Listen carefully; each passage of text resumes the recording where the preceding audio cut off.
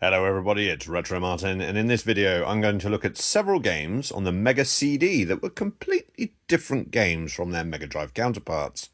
Strap yourself in, as there's going to be an eclectic mix here. All footage was recorded using stock PAL Mega Drive and Mega CD hardware. No emulation has been used at all. Enjoy.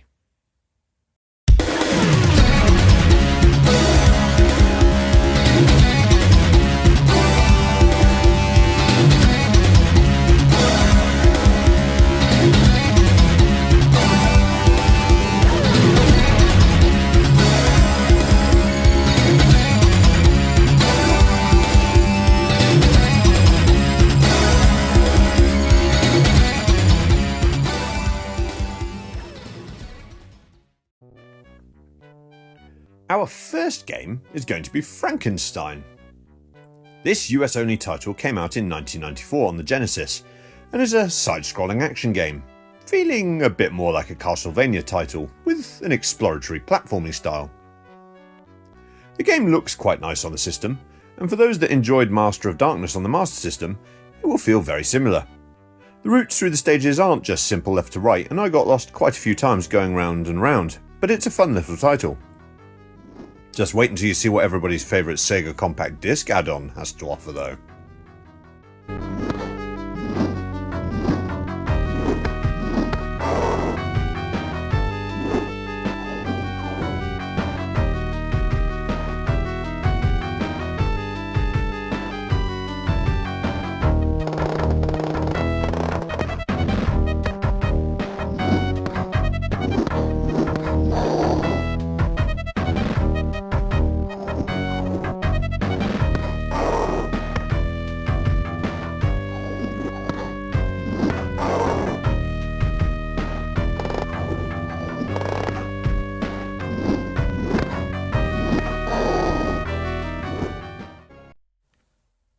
Following that lovely FMV opening and creepy music, you are treated to Mary Shelley's Frankenstein, the not at all the same as the Mega Drive game. Yes, this game will make you believe it's going to be FMVs and then jumping into the same action 2D side-scroller, but no! You instead wander around in an 8-way direction adventure game, picking up items to solve puzzles and engaging in occasional one-on-one fights where an enemy will attack you and you go to a special screen for a Street Fighter style bout. Combat isn't phenomenally fleshed out, but it works well enough and the animation is quite nice.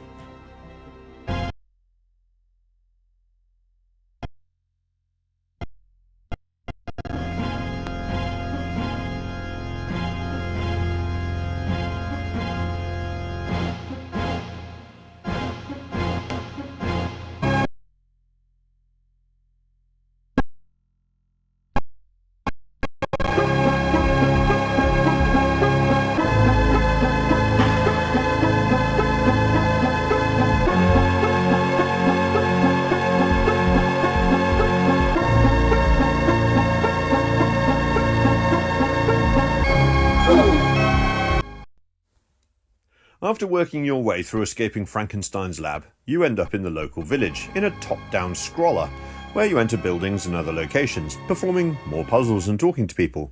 It's such a lovely departure from the Mega Drive game and has some really nice animation. Just look at how the monster's robe creases move as he shuffles around.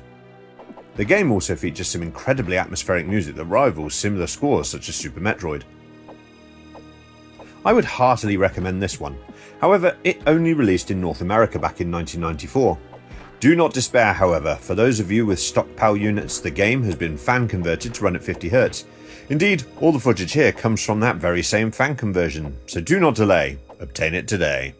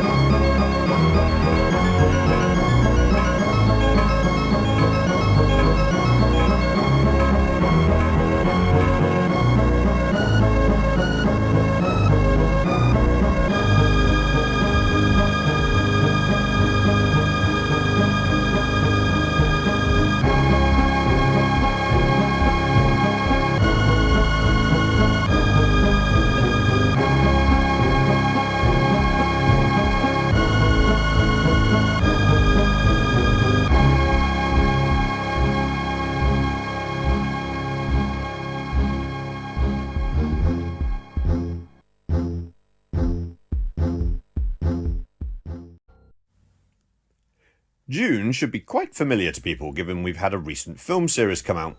Based on the novel by Frank Herbert, the original Dune film was released in 1984, and like all 80s films, we were still raving about them in the 90s, so why not make a game?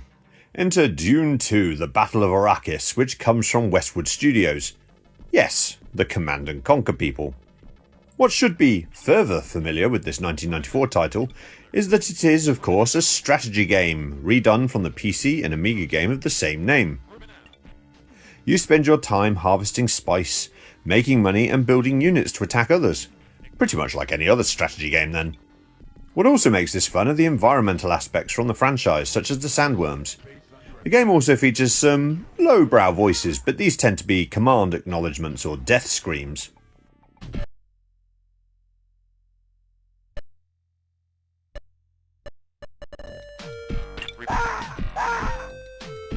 Acknowledge.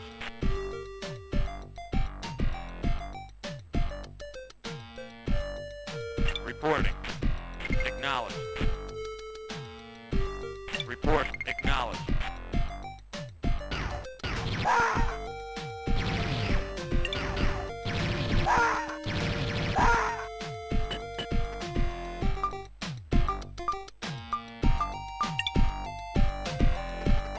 Reporting. Acknowledge.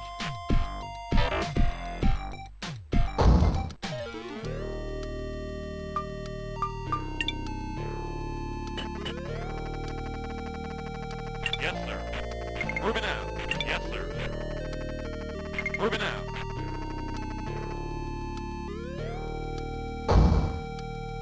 Reporting. Acknowledge. So the Mega CD, with its big CD storage and audio capabilities, should allow for an incredibly good strategy game, right? No. What you're going to get is the completely different, but by no means any less quality-wise, adventure game simply named Dune, itself a port of the PC and Amiga game of the same name as well. Am I cheating considering this is 1 and the Mega Drive one is 2? No, I'm not. Just roll with it. Your father. My son, we must mine the spice as soon as possible, or the Emperor will recall us from Dune. No, I have to stay here.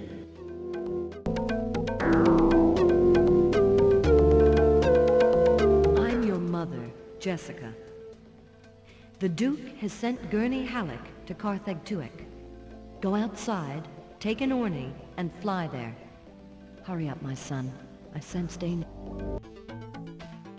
The game has some lovely CD audio, lots of voice acting and cutscenes. You maneuver your way through locations in a visual novel style format with the 4 cardinal directions, and each location has a static image with potential things to interact with on a menu below. You can talk to people, pick things up, recruit people to perform tasks such as spice mining. There's absolutely loads to do.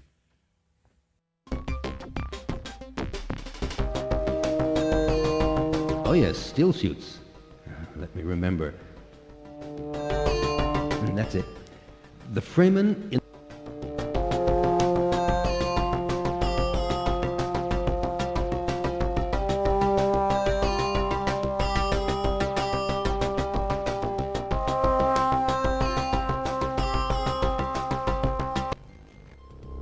I know of 2 more sieges in the vicinity whose leaders would be more than interested. Yes, I agree to let my troops work for you.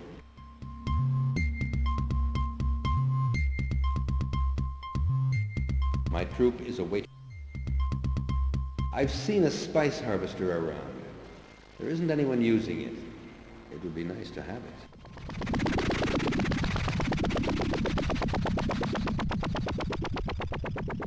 No, wait. We'd rather you didn't visit our siege. There's nothing here for you to see.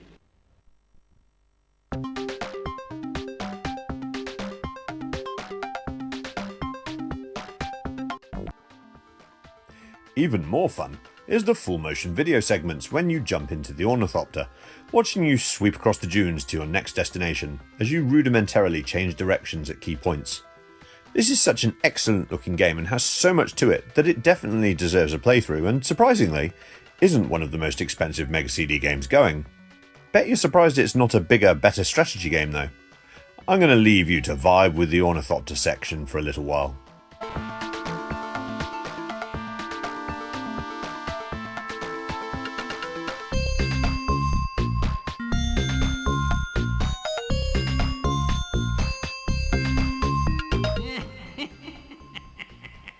One day, this fall Atreides went flying over us.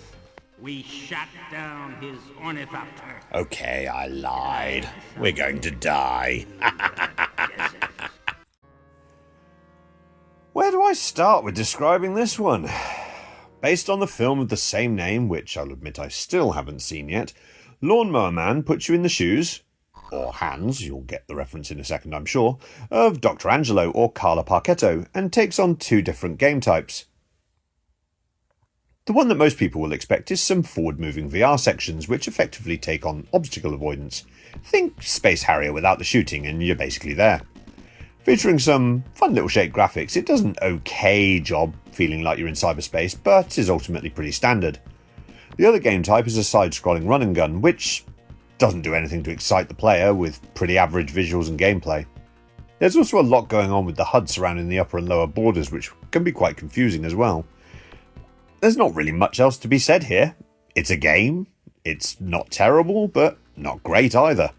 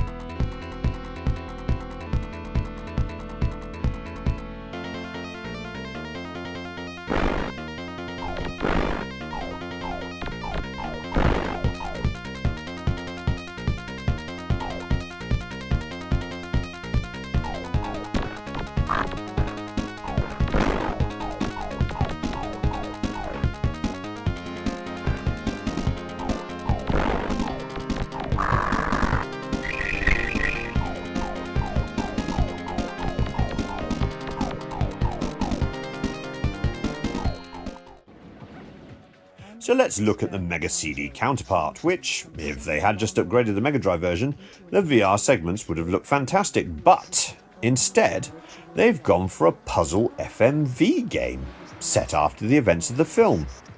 Each stage of the 24 and offer features a different puzzle to navigate. Some of these puzzles are physical, such as having to navigate a tunnel with on-screen commands, a bit like Sewer Shark or Road Avenger on the system, and some are more mental puzzles, such as code breaking, where you have to choose the odd code out from a string in sets. Now as helpless as everyone else, he brought them into his world. Angelo and his friends Carla and Peter became Job's prisoners.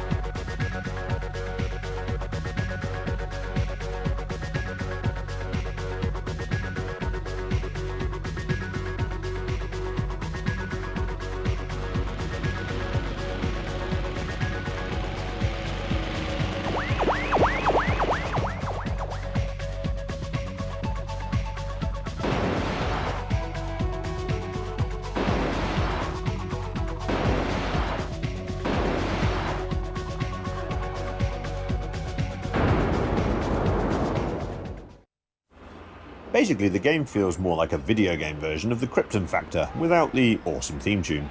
It's not a terrible game, but it's definitely one that only caters to certain tastes. It has more gameplay than a lot of FMV games do, but if you aren't a patient puzzler type, this one is going to be a bit out of your wheelhouse. More amusingly, early copies of the PAL version didn't work and had to be recalled. I believe this was because they contain the NTSC version of the game, so some copies you find in the wild may also not work, so to speak.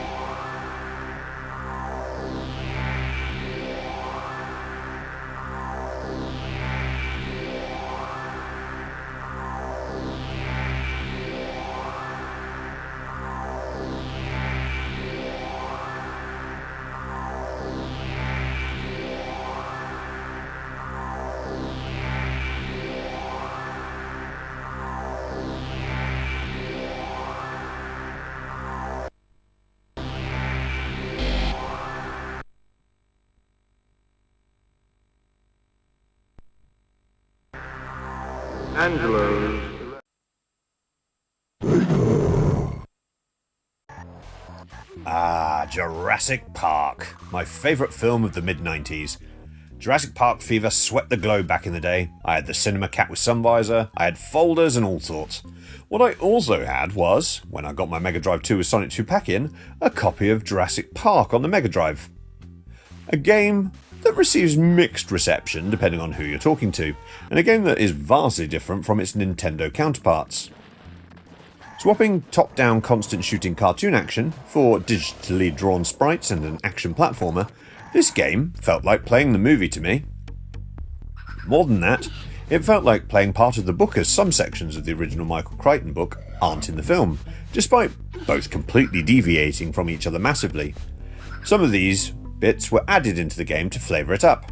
Filmgoers will wonder when Dr. Grant jumped into a raft, but book lovers will jump for joy at this inclusion.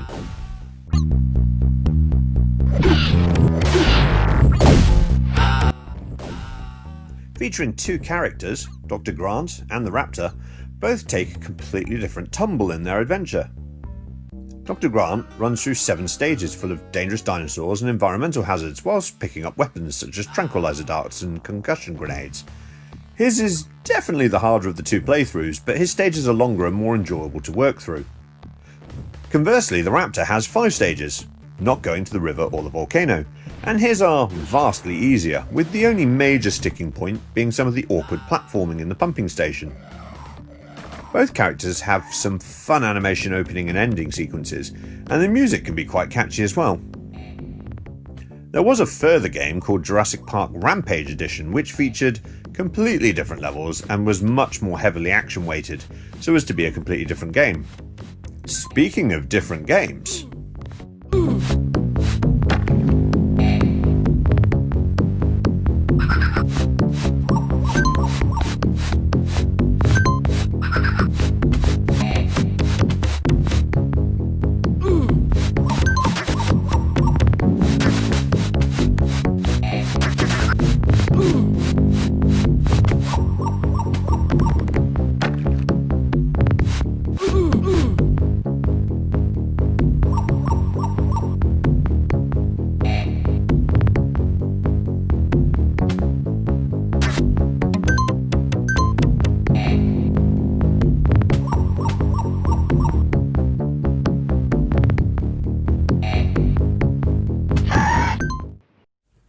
the Mega CD Jurassic Park would be a shooter like the 8-bit Master System and Game Gear games, right? Or a light young game like the arcade. No, I'm not going to get you with that trick again, am I? What we have here is an adventure visual novel point-and-click puzzler. Technically, this game is in canon to the film and set directly afterwards, with you trying to collect some eggs from the island.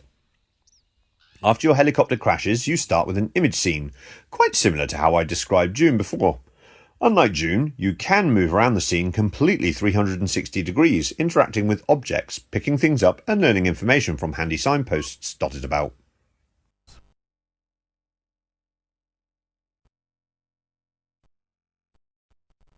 Fossil footprints show that compies traveled in big packs up to a dozen or more.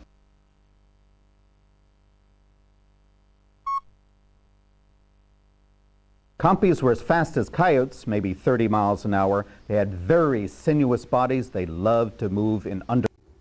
I did make a joke about being a light gun game, right? Well, amusingly, you can get some firearms and you do encounter some small shooting sections. Don't worry, these aren't low-quality FMV, this is all done using in-game graphics, so it doesn't feel out of place, even if the shooting action itself is quite bland.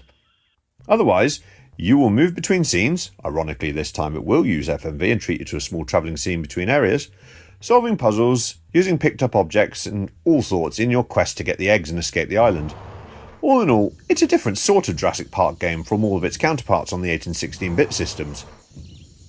It won't be for everybody, but it's really well made and has lots of fun information for dinosaur heads to soak up.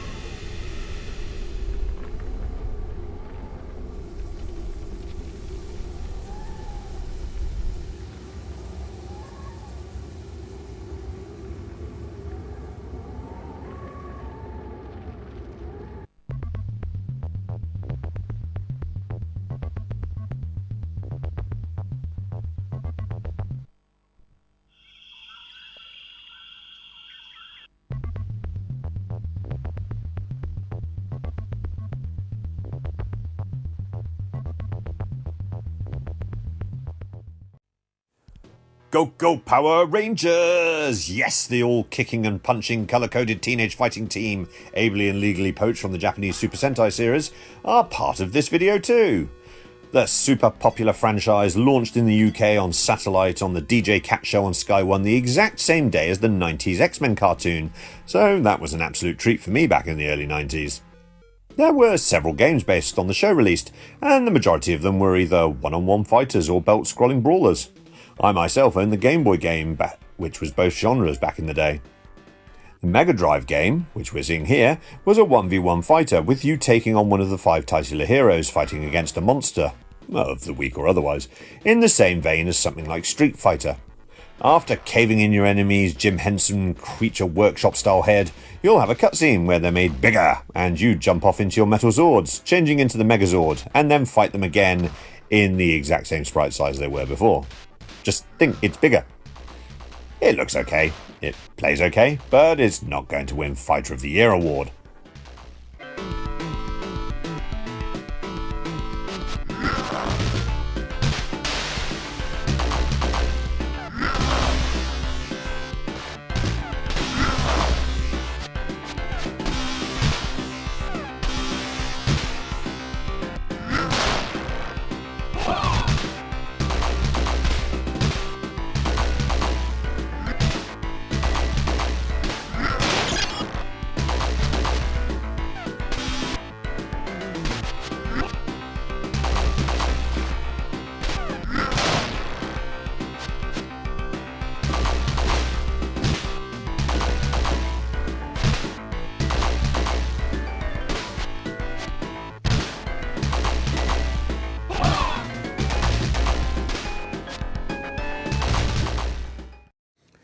Due to licensing issues, I'm going to have to replace the background music.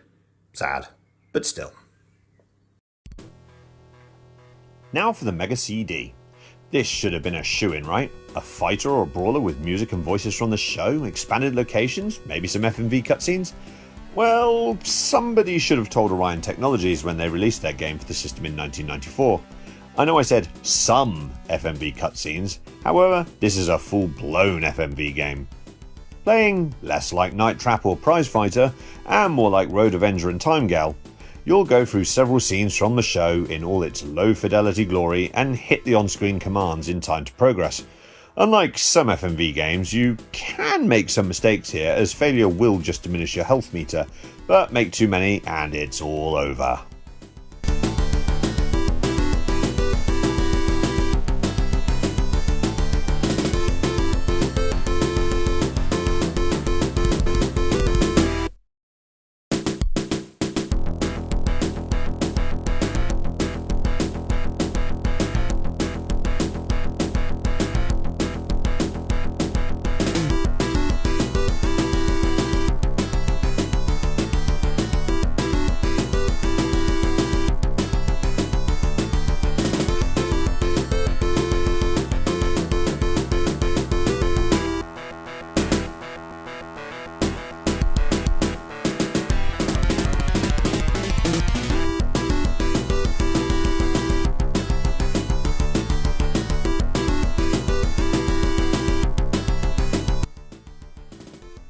And that's it.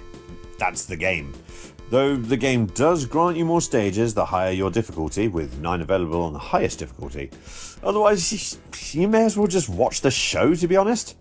That and the game is very rare in PAL territories. I don't think I've ever seen a copy floating around. Pick it up on VHS now and enjoy some sweet 90s fighting action.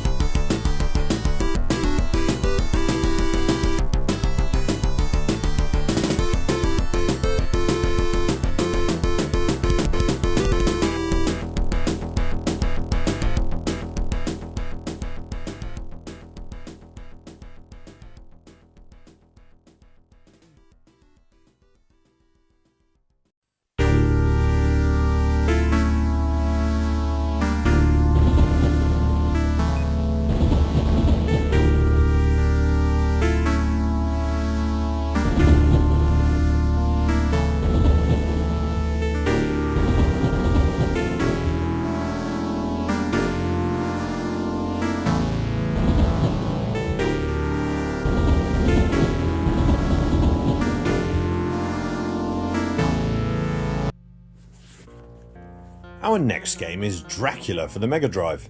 Released in 1993 on multiple systems, this is a side-scrolling action game akin to your Shinobis or Castlevanias. Indeed, when I played it, I likened it to a sequel to Master of Darkness on the Master System. You spend your time traversing levels, attacking things with your sword and working out where the exit is, as it's not always a simple left to right. Whilst the sprites seem quite simple, the backgrounds are nice and detailed and there are some lovely effects going on, such as fog in the foreground.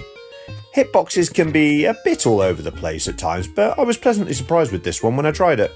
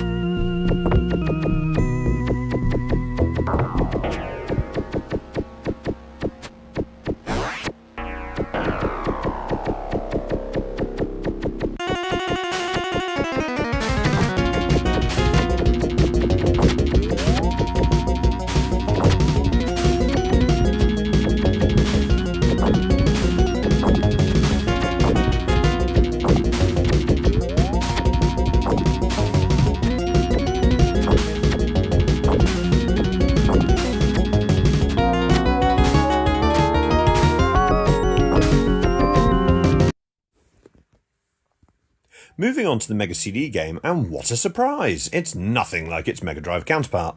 Wouldn't be in this video if it was, would it? This version of the game takes on the form of a side-scrolling beat-em-up, albeit a one-plane one. Further still is that it's all digital sprites and FMV based. You're introduced to the game with the narrator, fully voiced in video of course, imparting the game's narrative. You then jump in with the action with you taking control of Jonathan Harker. This will immediately remind you of games like Kung Fu Master, The Ninja Warriors or Kung Fu Kid, with you being assailed by loads of enemies and constantly having to turn around to beat up whatever is coming up behind you.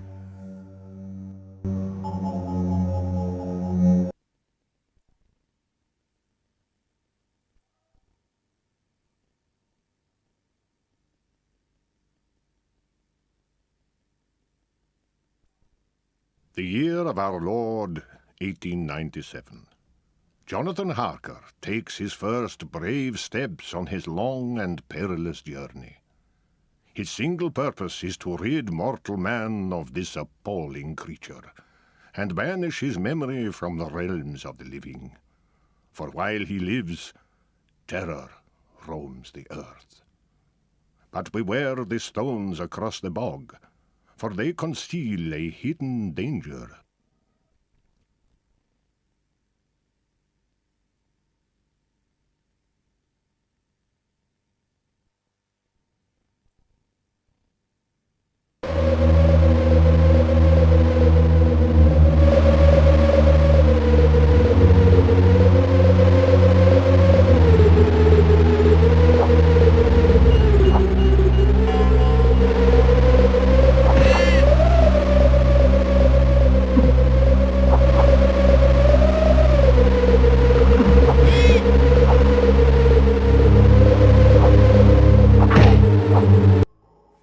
The stages are fully FMV, so look lovely, if a little grainy, but it allows for some nice movement of the camera, and as the sprites are digital, they don't look too out of place. One thing that did strike me with the game though is that the hitboxes are pretty naff, with you struggling to hit things, and despite having a jump button, to attack in the air you push up and kick. A bit unintuitive. However, it's a nice attempt at something a bit different, and of course, being completely unlike the other 16-bit versions, a unique choice to pick up for the system. Cracking soundtrack as well. There is another game on the Mega CD called Dracula Unleashed, however I'm not counting this as it's very much a different game and a different name, so I won't be including that one.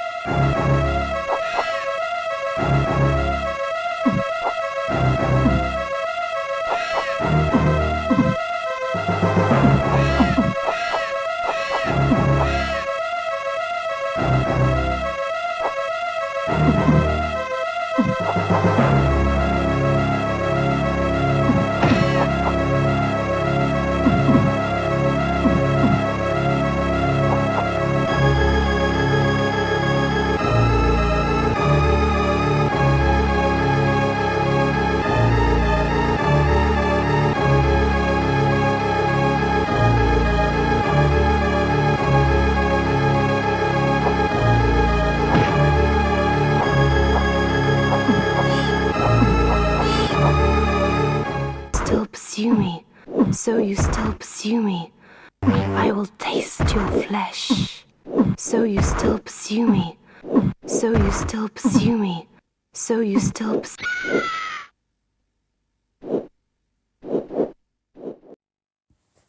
Now, if I were making this video specifically for myself, this would be the final game on the list.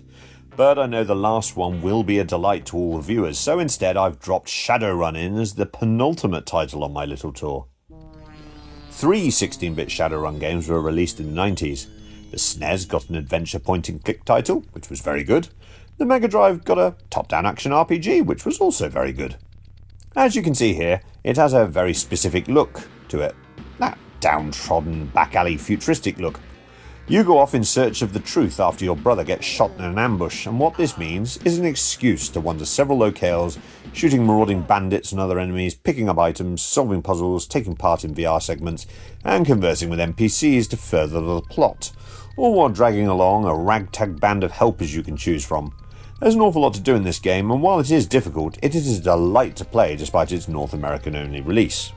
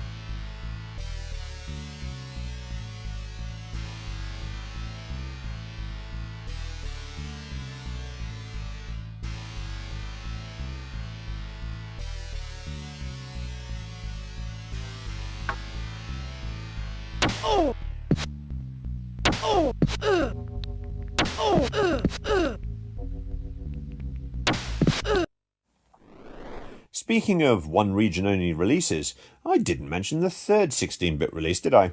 Well, that should be obviously intentional given the video content. The Mega CD got a later game in the Shadowrun franchise, and it completely differs from both cartridge games.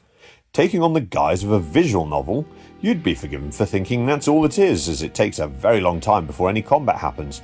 However, combat eventually occurs, and is done as a strategy RPG. The most contemporary title I can liken it to is Digimon Survive.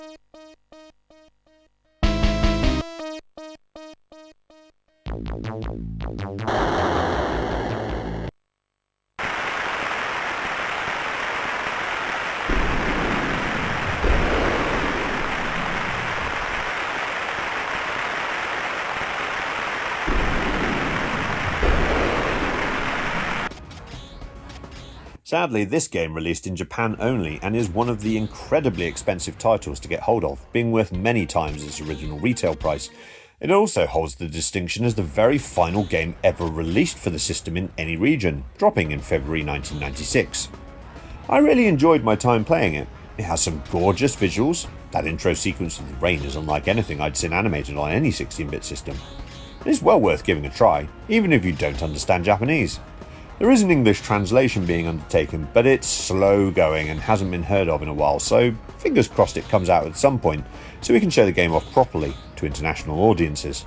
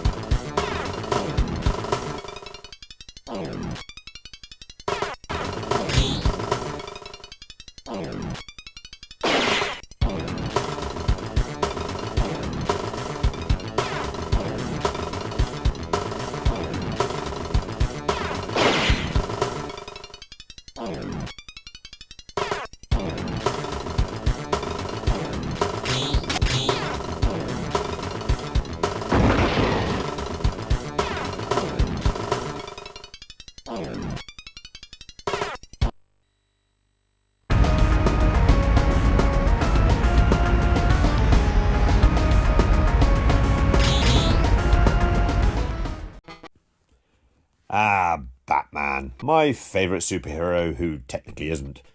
This game released later in the Mega Drive's life cycle, and I remember reading about it in publications such as Sonic the Comic. The cartoony graphics based on the animated series looked utterly phenomenal, and this was a game that showed a studio, in this case Clockwork Tortoise, in a great light. It features side-scrolling action, some great effects, and lots of bad guys to pummel and shoot. I'm going to leave you to just enjoy for a minute.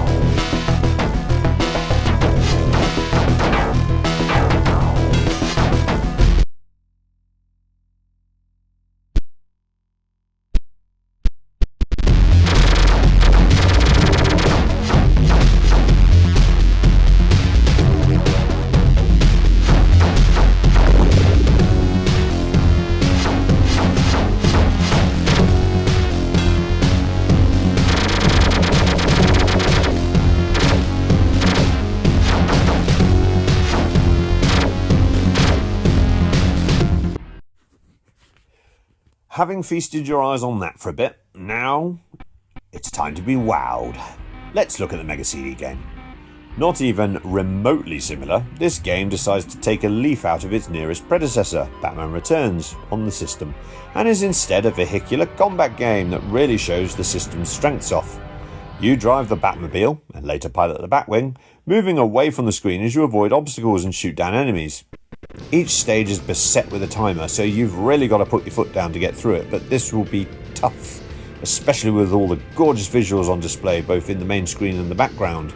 Notwithstanding the lovely looking sprites you'll be zipping around, and there's a lot of them on screen. Doesn't it look lovely?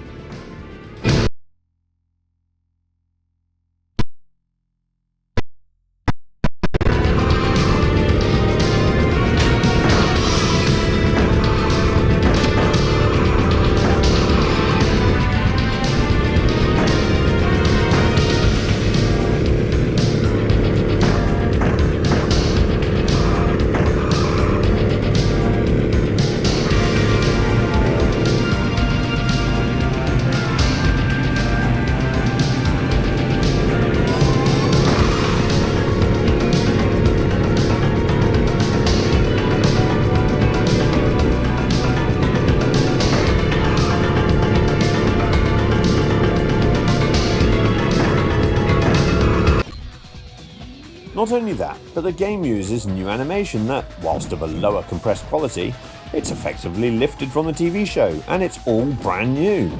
The voice actors even reprise their roles, so if you're a fan of the cartoon, you need to play this to feel like you've seen it all. So with cool animation, brilliant gameplay, and being completely unlike its Mega Drive counterpart, this game is absolutely worth picking up and playing.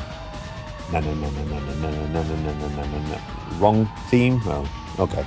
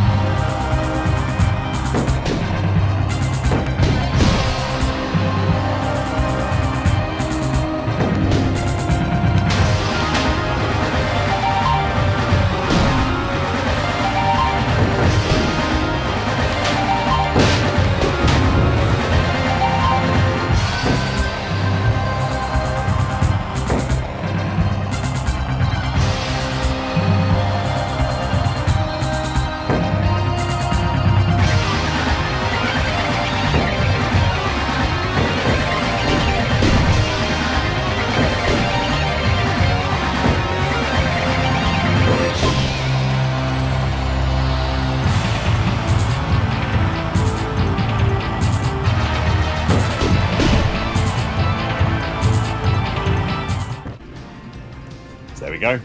Some games that were completely different between their Mega Drive and Mega CD versions. Have you played any? Do you have any favourites? There's a comment section below to discuss exactly that. Look out for my future video on Mega Drive games that were upgraded to Mega CD and how the misconception that they were all the same just with CD audio is a bad and false narrative. It's shaping up to be a lengthy but in-depth one, and it will come out at some point in the future. Thank you for watching this video. Do the usual like and subscribe shenanigans if you've enjoyed yourselves, and I'll see you for the next video.